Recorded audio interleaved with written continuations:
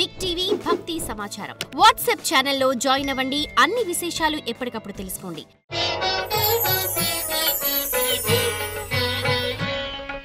జగద్గురు శ్రీమద్ విరాట్ పోతులూరి వీరబ్రహ్మేంద్ర స్వాముల వారి యొక్క దివ్య ఉపాసన ఫలితంగా మాకు సంప్రాప్తించినటువంటి గవ్వ ప్రశ్న మరియు ప్రాచీన సంఖ్య మరియు ప్రశ్నాశాస్త్రాన్ని క్రోడీకరించుకుని కొంతమంది ప్రముఖులు, కొంతమంది వ్యక్తులు లేదా సమాజంలో జరుగుతున్నటువంటి కొన్ని రకాలైనటువంటి సంఘటనల్ని ముందుగానే ఊహించటం, వాటి యొక్క ఫలితాన్ని చెప్పడం జరుగుతుంది.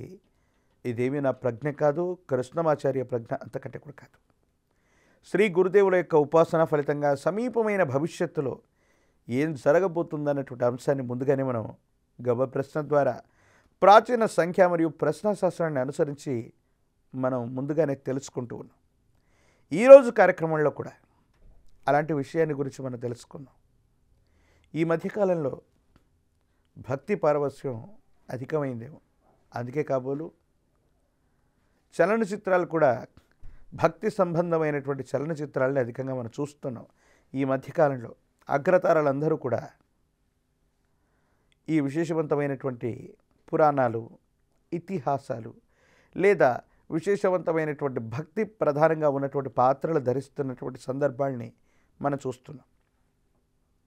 జ్ఞానప్రసూనాంబ సమేత శ్రీకాళహస్తీశ్వర స్వాముల వారు అంటే శ్రీకాళహస్తీశ్వర క్షేత్రం ప్రపంచంలో పరిచయమే అక్కరలేనటువంటి పుణ్యక్షేత్రం. ఈ విశేషవంతమైనటువంటి క్షేత్రం మహిమని అలనాడు విశేషవంతమైనటువంటి భక్త కన్నప్ప గారి యొక్క జీవిత గాథని, అందులో చోటు చేసుకుంటున్నటువంటి కొన్ని రకాలైనటువంటి అంశాల గురించి మంచు విష్ణు గారు ఒక విశేషవంతమైనటువంటి చలనచిత్రాన్ని శివుడి యొక్క భక్తితో తీశారు. మరి ఈ సినిమా మీద కొన్ని వివాదాలు, కొన్ని సమర్థనలు చాలా గొప్పగా ఉన్నాయన్నటువంటి మాటని చాలామంది మాట్లాడుతున్నారు. కొన్ని వివాదాలను కూడా మనం చూస్తూ ఉన్నాం. ఏది ఏమైనప్పటికీ కూడా ఈ సినిమా ద్వారా మంచు విష్ణు జీవితంలో ఏం జరగబోతుంది, సమీపమైనటువంటి భవిష్యత్తులో అనుకూలవంతమైనటువంటి ఫలితాలు ఉంటాయా, ప్రతికూలవంతమైనటువంటి పరిస్థితులు ఏవైనా ఉంటాయా అన్నటువంటి విషయాన్ని ఇప్పుడు మనం తెలుసుకోబోయేటువంటి ప్రయత్నం చేద్దాం.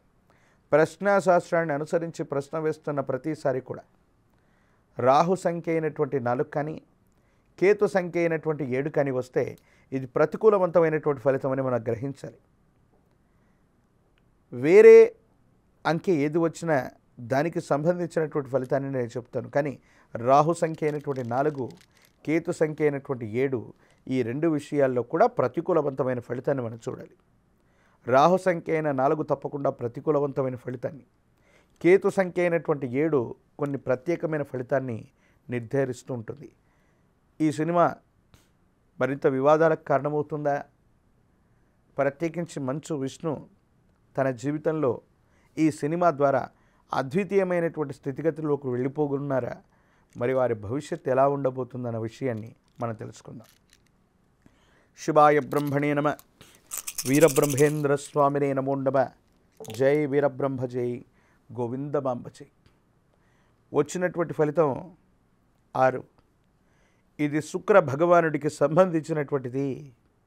శుక్రుడు చలనచిత్ర రంగానికి సంబంధించినటువంటి కళలు, ఇలాంటి విషయాలకు అధిపతి.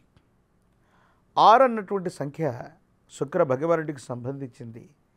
కొన్ని విభేదాలకు కారణమవుతుంది, కొన్ని సంచలనాలకి కారణమవుతుంది. ఈ చిత్రం ద్వారా మంచు విష్ణు తన కెరియర్లో మరో ఉన్నతమైనటువంటి స్థితిగతులకు వెళ్ళగలిగినటువంటి పరిస్థితిని తప్పకుండా ఇవ్వబోతుంది. ఈ సినిమాలో ఉన్నటువంటి అంశాలు, వివాదాల జోలికి నేను వెళ్ళను. కానీ ఇలాంటి పౌరాణికమైనటువంటి పాత్రలు అవ్వచ్చు, లేదా జరిగినటువంటి యథార్థ సంఘటనలు అవ్వచ్చు, వీటిని యథాతథంగా తీసుకొచ్చినటువంటి విధి విధానాన్ని తప్పనిసరిగా మనం అభినందించవలసింది. వివాదాల విషయాన్ని పక్కన పెట్టినట్టయితే ఈ సినిమా ప్రపంచంలోని చాలా దేశాలు అవ్వచ్చు, తెలుగు వాళ్ళు అవ్వచ్చు, విశేషవంతమైనటువంటి స్థితిగతుల్లో అందరూ ఆదరించగలిగినటువంటి పరిస్థితికి వెడుతుంది. ఒక ప్రముఖ నటుడిగా ఇప్పటికే తెలుగు చలనచిత్ర పరిశ్రమలో మోహన్ బాబు గారి గురించి మనకు తెలుసు.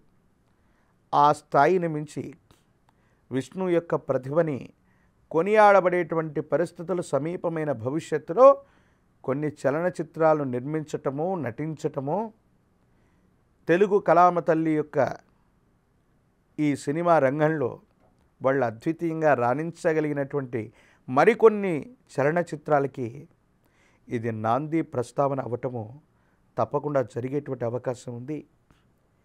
ఇది పరమేశ్వరుడు జ్ఞానప్రసూనాంబ సమేత కాళహస్తీశ్వర స్వాముల వారి యొక్క అనుగ్రహం అనుకోవాలి. మంచు విష్ణు జీవితంలో ఒక అద్వితీయమైనటువంటి మలుపుకి ఈ చలనచిత్రం తర్వాత కారణమయ్యేటువంటి ఎన్నో రకాలైనటువంటి సందర్భాల్ని మనం తప్పకుండా చూసేటువంటి అవకాశాలు కనబడుతున్నాయి. మరో చక్కని విషయంతో మరో కార్యక్రమంలో మళ్ళీ కలుద్దాం. అప్పటి వరకు స్వస్తి. నేను మీ కృష్ణమాచార్య శ్రీ బ్రహ్మపదం. జై వీరబ్రహ్మ జై గోవిందమాంబ జై.